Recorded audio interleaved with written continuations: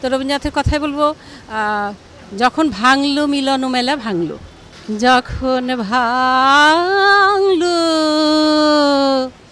ভাঙলো মিলন মেলা ভাঙলো। আজ বিজয়া দশমী।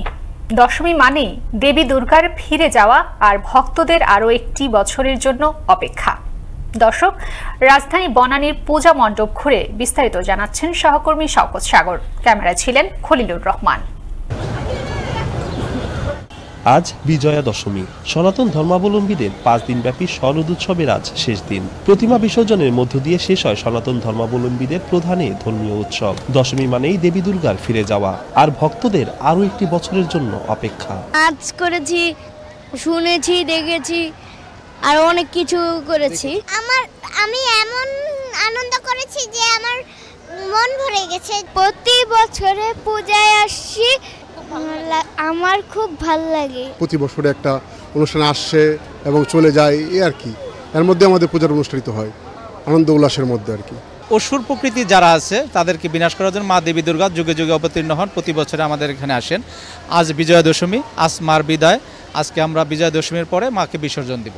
মঙ্গলবার সকাল থেকেই ভিত পূজার মাধ্যমে পালিত হয় দশমী পূজা। প্রতিমা নিরঞ্জনের পর আলিঙ্গনের মাধ্যমে প্রিয়জনকে শুভেচ্ছা জানানোর দিন বিজয়া দশমী। প্রতিমা নিরঞ্জনের পর আলিঙ্গনের মাধ্যমে প্রিয়জনকে শুভেচ্ছা জানানোর দিন বিজয়া দশমী। এই বিজয়া দশমীতেই দুর্গা কৈলাসে গমন করেন, তাই মা দুর্গাকে বিদায় জানাতে সিঁদুর খেলায় মেতে ওঠেন ভক্তরা। হ্যাঁ, মা চলে যাবে, তার জন্য আমাদের মনে আনন্দ রাখার জন্য, মা চলে যেতেছে তাই সবাই মাকে সিঁদুর দিয়ে বরণ করা হয়। তো আজকে তো মায়ের বিদায় বেলা, তো মাকে বরণ করা হয়েছে, সকালে মায়ের পুজো হয়েছে, তারপরে সিঁদুর খেলা, নাচানাচি সবকিছুর মাধ্যমেই মাকে আমরা বিদায় জানাচ্ছি। অন্তরে দেবী মাকে রেখে বিদায়ের সুর ডাক শঙ্খের ধ্বনিতে মণ্ডপে মণ্ডপে পুরোহিতদের মন্ত্র পড়ার পাশাপাশি ভক্তদের চোখে দেখা দেয় বেদনার অশ্রু।